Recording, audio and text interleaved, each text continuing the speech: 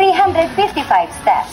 Kapag tayo nakaranas sa paghihinaw, pagkahilo, kailangan muna natin magpahinga at mag-relax muna.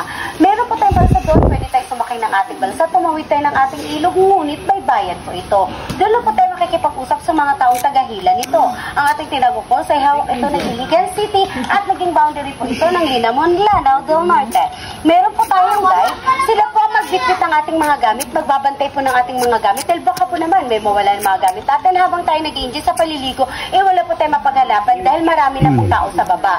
Sila din po maghahakot na maghiwa-hiwalay ng ating mga basura dahil hindi po pwede na magtatapon tayo kung saan-saan po lamang sa baba dahil eto po ay may multa.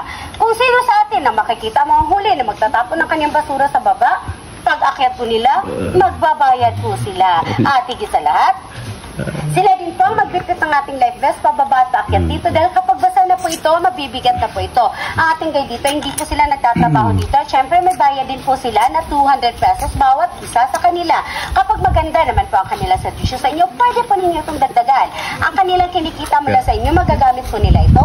Pambili ng ulam, bigas para sa kanilang pamilya at mas masarap din naman sa pakiramdam kapag nakakatulong po tayo sa iba.